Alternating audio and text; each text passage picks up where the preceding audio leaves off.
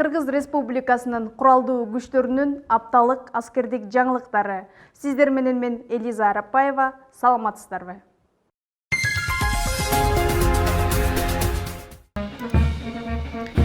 Эки миң жыйырманчы жылдын 14 февраль күнү советтик аскерлердин чектелген контингенти Афганистан Демократиялык Республикасынан чыгарылгандыгынын 31 жылдык мааракеси салтанаттуу белгиленди. Анда Ош гарнизонунда жайгашкан аскер бөлүктүн жоокерлери Ооган согушунун ардагерлери менен жолугушуу, маектешүү өткөрдү.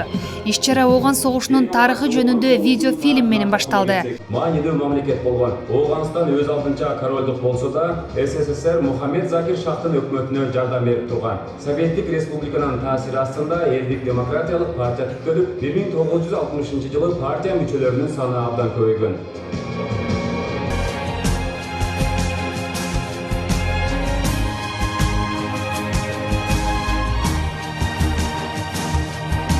Bir 1973 жылы өлкөдө мамлекеттик төңкөрүш болуп, Мухаммед Дауд бийликке отурат. Натыйжада коммунисттер өз ара бөлүнүп, бул окуя апрель революциясы аталган дагы бир куралдуу төңкөрүлүшкө түртөт. Парчамисттер партиясы бийликке келип, демократтардан Нурмухаммед Тараки президенттикке барат. А бирок анын доорунда да абал тынчыбайт. 1979 жылы премьер-министр Najibullah Amin кырдаалга Таракини айыптап, өлтүрүүгө буйрук берет. Ооганстандагы бул окуяларга СССРдин генералдык секретары Брежнев кооптоно баштайт. Анткени Ооганстан СССРдин түштүк чек арасына жакын болгон. Ошентип 1979 жылдын 25 декабрында Ооган өкмөтүнүн ар тараптан жардам суроосуна жооп кылуу максатында советтик армиянын биринчи бөлүгү Ооганстанга киргизилген. Советтик армия кыска убакыт аралыгында Кабулдагы президенттик сарайды колго алып, Najibullah Aminди үй бүлөсү менен жок кылат. Бул операцияда СССРдин 20дан ашык жоокери курман болот. Аминдин ордуна Москва тандаган Бабрак Камал бийликке келет. Стабилдүүлүк орнотуу максатында СССР бир айда 80 миңден ашуун жоокерин Ооганстанга киргизет. Кыргызстандан Ооган апаатына 7 миңден ашуун жоокер барган. Алардын ичинен 300дөн ашууну курман болуп, 1,5 миңдейи түрдүү жаракаттарды алышкан. 600гө жакыны майып болуп кайткан. Кыргызстандык эки жоокерге Советтер Союзунун баатыры наамы берилген. Бул иш-чарага 8-чи гвардиялык мотоаткычтар дивизиясынын командири, гвардиянын полковниги Урмат Сулайманович, Ооган согушунун ардагерлеринин төрагасы Какан Төрөнович жана Ооган согушунун ардагерлери катышты. Бул күндүн урматына карата Ооган согушунун ардагерлерине Ош гарнизонунун башчысы тарабынан ыраазычылык баракчалар жана белектер тапшырылып, Ош гарнизондук офицерлер үйүнүн чыгармачыл жамааты тарабынан даярдалган патриоттук ырлар менен жыйынтыкталды.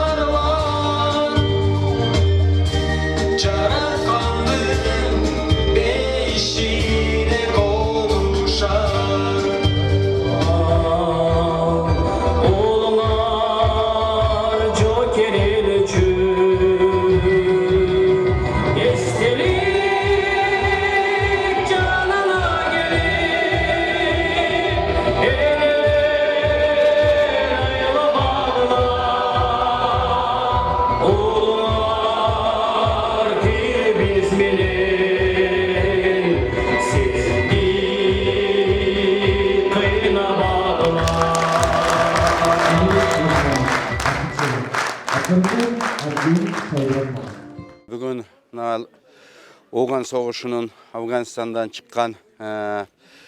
чыккандыгына 31 жылдык майрамды эртең боло турган майрамдын алдынан бүгүн ушул Панфилов 8-чи Панфилов дивизиясы Ош шаарындагы Ооган согушунун ардагерлерин чакырып, жоокерлер менен жолугуштуруу өткөзүп, бизде грамоталар менен сыйлап, жоокерлердин алдында биз өзүбүздүн интервьюлөрдү берип, суроо жооптар болду. Абдан анан аягында жакшы концерт өткөзүп беришти. Мен Ооган согушунун ардагерлеринин атынан ушул дивизиянын башкармалыгына жана ушул жердеги офицерлерге чоң ыраазычылыгымды билдирем. Ал эми 15 февраль күнү Ош шаарындагы Ооган апаатында курман болгондордун элесине гүл чамбарлар коюлуп, асманга ок атылды. 8-чи гвардиялык мотоаткыштар дивизиясынын командири, гвардиянын полковниги Урматбек Сулайманович советтик аскерлердин чектелген контингенти Афганистан Демократиялык Республикасынан чыгарылгандыгынын 31 жылдык мааракесине карата Ооган согушунун ардагерлерин куттуктады. Чыгарылган күнүнүн 31 жылдык мааракесин тосуп отурабыз. Өздүк курамдын атынан бүгүнкү мааракеңиздер менен куттуктап, сиздерге кааларым ден соолук, ардагерлер ар дайым ушу биздин жоокерлер сиздер менен болобуз. Биздин аскер бөлүктөгү бирикмелердин, аскер бөлүктөрдүн бирикмелердин жана эшиктери ар дайым сиздер үчүн ачык. Элибизде, жерибизде эч качан согуш болбосун. Рахмат сиздерге. Дагы бир жолу мааракеңиздер кут болсун.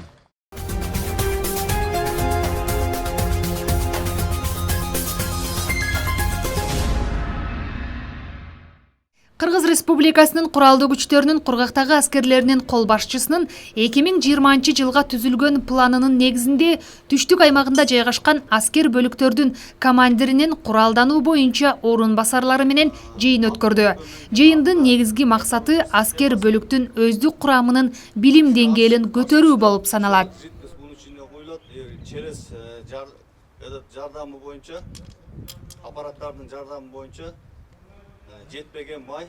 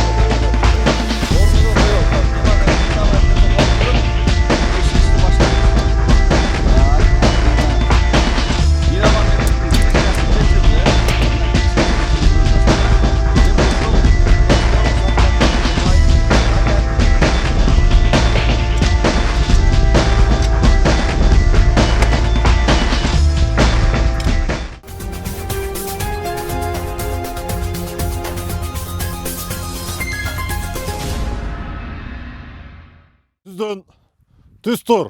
Саламатсыңарбы жолдоштор?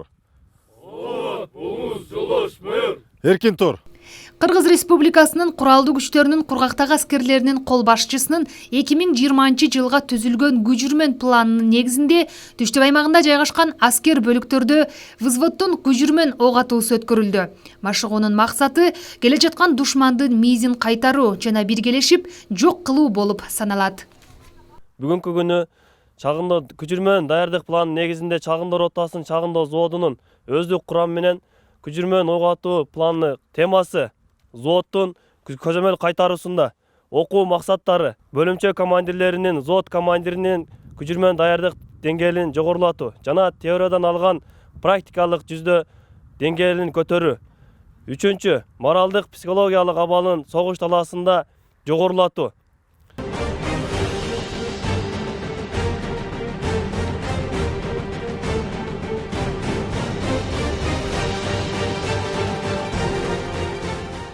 Мен негизги кызматым РК ротасында химик дегазатор, абадагы жана жердеги уулуу заттарды аныктап, аны биздин улук РК чалгындоочунун улугуна баяндап, ошого карап биздин кызматта көбүнчөсү ушундай ВПХР, ДП5, МК3 приборлор менен көп иштешебиз.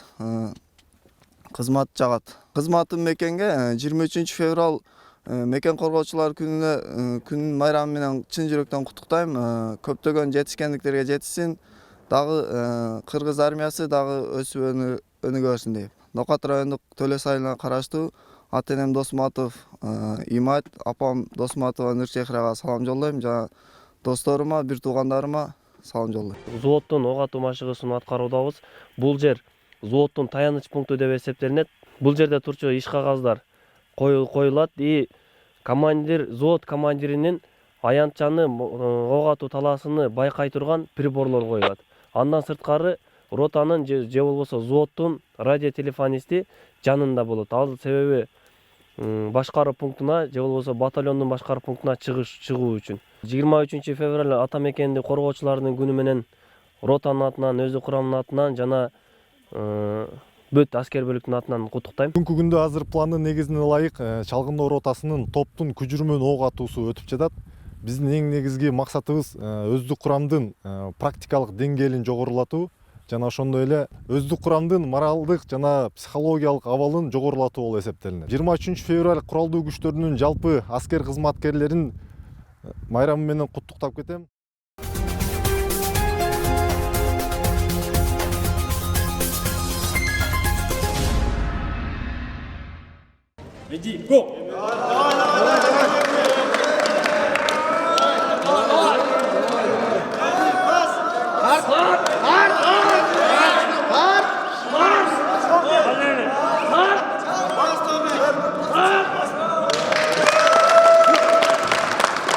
Аскер бөлүккө калуучуларды кабыл албайт. Жок дегенде бир спорттун чеберчилигине талапкер болуш керек. Ошо өздөрүнүн сынактары болот экен. Жүгүргөн, турник.